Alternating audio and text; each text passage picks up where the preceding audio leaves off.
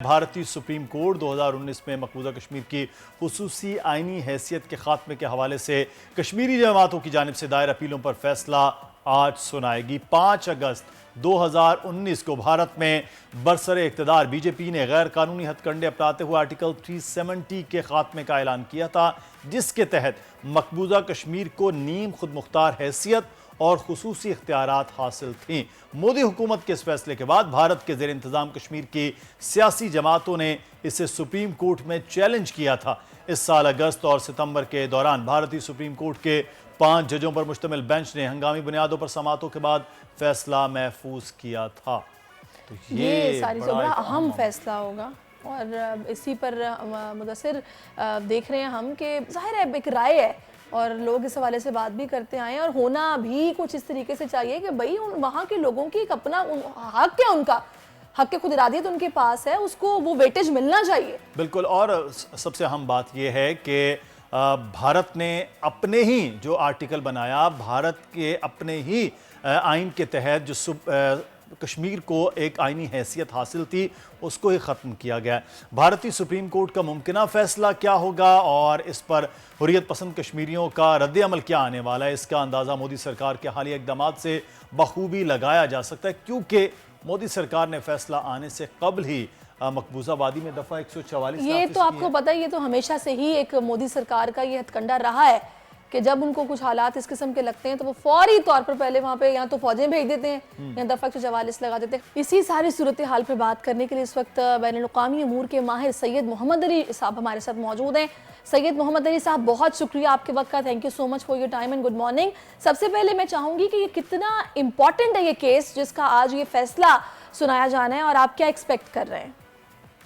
بہت شکریہ جی۔ دیکھیے، اس میں اس کے 2 پہلو ہیں۔ اوبیسلی ایک قانونی پہلو ہے اور ایک سیاسی پہلو ہے۔ مختصراً دونوں کا ہم جائزہ لے لیتے ہیں۔ جہاں تک قانونی پہلو ہے تو آپ جانتے ہیں کہ اقوام متحدہ کی قراردادوں کے تحت جو کشمیر ہے، آزاد جموں اینڈ کشمیر، وہ ایک ڈسپیوٹڈ ٹیریٹری ہے، اور اقوام متحدہ کی متعدد سیکیورٹی کونسل کی قراردادیں اس کو ایک متنازع علاقہ سمجھتی ہیں۔ تو یہ عالمی قانون کے حوالے سے تو یہ صورتحال ہے، اور انہی قوانین کے تحت جب بھارت کا آئین تشکیل دیا گیا تو اس کو ایک خصوصی سٹیٹس اسی وجہ سے دیا گیا کیونکہ یہ عالمی قوانین کی ریکوائرمنٹ تھی، اور تاکہ وہ اس کی جداگانہ حیثیت کو برقرار رکھیں فوجی تسلط کے باوجود۔ لیکن اب جب 370 کے حوالے سے جو 5 اگست 2019 کو اقدامات بھارت نے اٹھائے، ان کا صریحاً مقصد یہی ہے کہ بتدریج سیاسی اعتبار سے اس مقبوضہ کشمیر کا بھارت کی ریاست کے اندر انضمام کر لیا جائے۔ تو یہ جو معاملہ ہے، اب اس کو سیاسی اعتبار سے وہ اٹھانے کی کوشش کی۔ اب چونکہ کئی جماعتوں نے اور لوگوں نے اس کے خلاف سپریم کورٹ میں اپیل دائر کی، جس کے اوپر کافی دن تک یہ مقدمہ چلا، اور اب یہ صورتحال ہے کہ سپریم کورٹ کا جو 5 رکنی بینچ بھارت میں اس کی سماعت کر رہا تھا، اس نے بھی اس بات کا اعتراف کیا ہے کہ جو کشمیر کی یعنی کہ فیصلہ ساز اسمبلی ہے، جس کو 1957 میں بھارت نے ختم کر دیا تھا، ڈیزالو کر دیا تھا، اس کے بعد یہ سب سے بڑا سوال یہ ہے کہ کیا بھارتی پارلیمنٹ کو آئین کے مطابق یہ اختیار حاصل ہے کہ وہ آرٹیکل 370 کا خاتمہ کر سکے۔ تو اصل جو آج ججمنٹ کا سب سے امپورٹنٹ نقطہ ہوگا وہ یہی ہوگا کہ جو بھارتی سپریم کورٹ ہے وہ یہ دیکھے کہ کیا پارلیمان جو ہے وہ بین الاقوامی قوانین اور اپنے آئین کے تحت یہ اختیار رکھتی ہے کہ وہ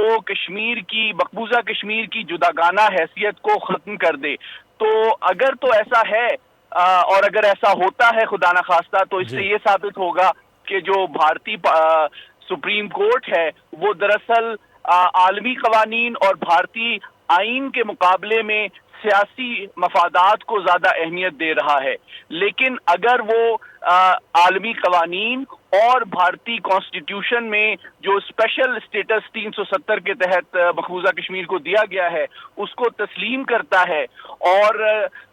5 अगस्त 2019 के इक़दामात को रिजेक्ट करता है, तो फिर इसका मतलब है कि भारत के कानूनी निज़ाम में अभी भी कुछ उम्मीद है कि सियासी और कानूनी एतबार से जो ये जद्दोजहद आज़ादी है वो जारी रखी जा सके और कश्मीर की जो जुदागाना हैसियत है आलमी कवानीन और भारत के आइन के मुताबिक। अच्छा शाह साहब, ये तो अब देखना है कि सुप्रीम कोर्ट का फैसला क्या आता है। उम्मीद तवक्को माजी में भी हमने ऐसे फैसलों के हवाले से देखा, कोई खातिर खा बेहतर नहीं है। चलें देखते हैं आज के फैसले को। लेकिन जिस तरह से आर्टिकल 370 और 35 के बाद डेमोग्राफी चेंज कश्मीर के हवाले से की गई, वहाँ की आबादी का तनासुब बदलने की जो पूरी कोशिश है, इसके बाद सिचुएशन अगर तस्वाब राय की जानिब चला भी जाता है, जिसकी उम्मीद नहीं है, तो क्या सिचुएशन बन जाएगी? ये बहुत अहम सवाल आपका ख़ुसूसन इस वजह से है कि जिस तरह मैंने कहा सियासी पहलू जो है बदकिस्मती से यूं नज़र आता है कि शायद उसको इस फैसले में कानूनी और आईनी मामलात पे तरजीह दी जाएगी और इसी सियासी हिकमत अमली के तहत जिस तरह आपने हवाला दिया पिछले 4.5 साल के दौरान एक मुनज़्ज़म अंदाज में भारत ने तकरीबन 40 लाख से ज़्यादा गैर कश्मीरियों को जो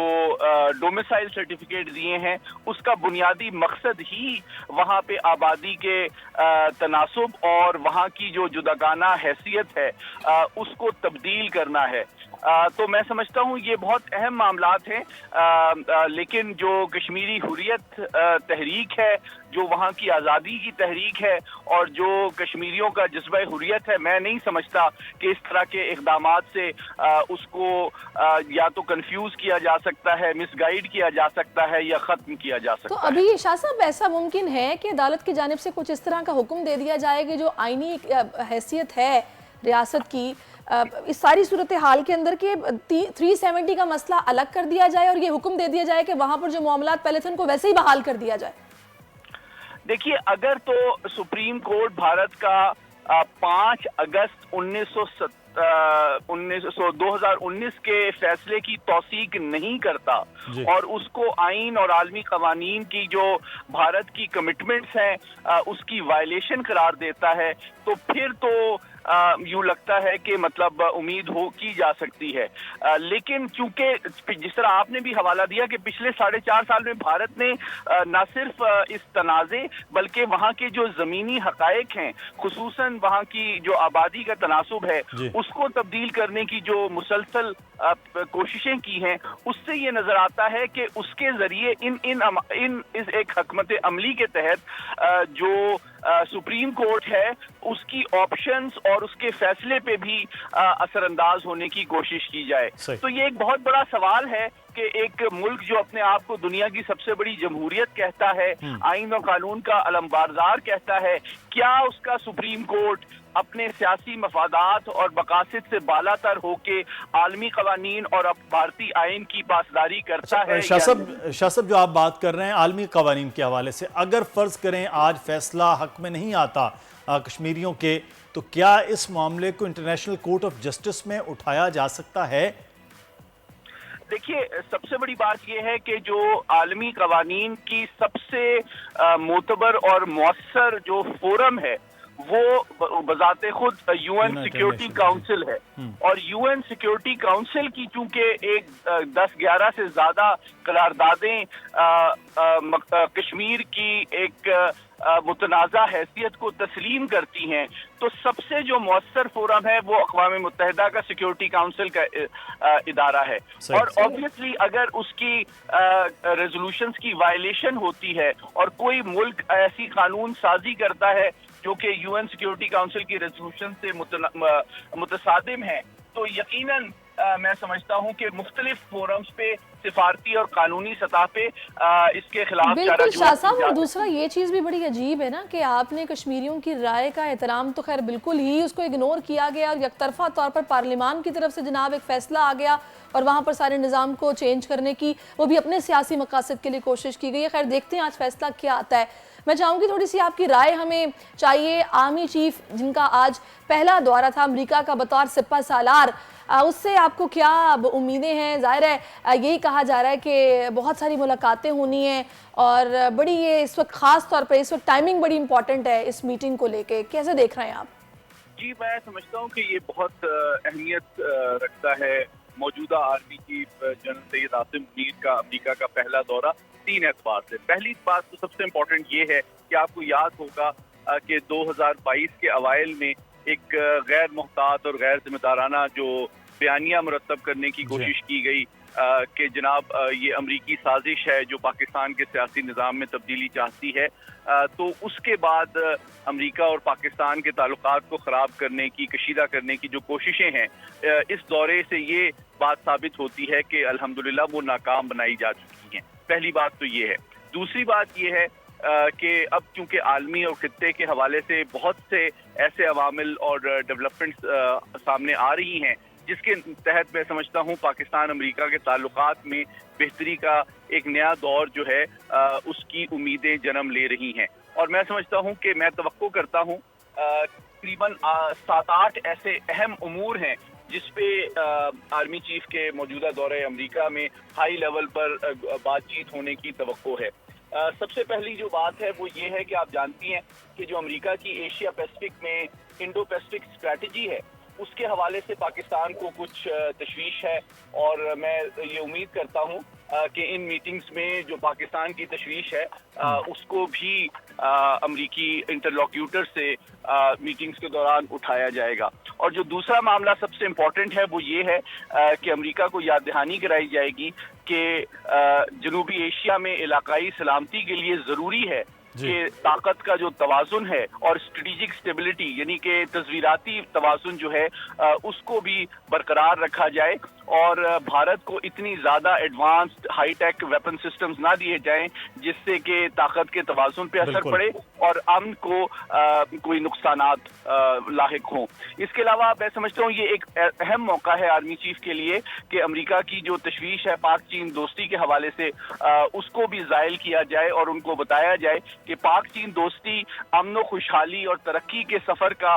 एक रिश्ता है, ये किसी तीसरे मुल्क के खिलाफ दुश्मनी पर मबनी नहीं है। और जो चौथा अहम मामला है वो अफगानिस्तान में आप जानते हैं कि रिसेंटली दोबारा से दहशतगर्दी ने सर उठाया है, तो उस हवाले से भी मुस्तकबिल में इंटेलिजेंस और काउंटर टेररिज्म की डोमेन में कोऑपरेशन के ऊपर बातचीत। बिल्कुल सारे पहलू हैं जिन पर बात होना के हवाले से बड़ा ये तसव्वुर होगा। बहुत शुक्रिया सैयद मोहम्मद अली साहब हमारे साथ मौजूद थे। आर्मी चीफ के दौरे अमेरिका के हवाले से गुफ्तगू हो रही थी। सब्सक्राइब करें और बेल दबाएं ताकि कोई खबर रह न जाए।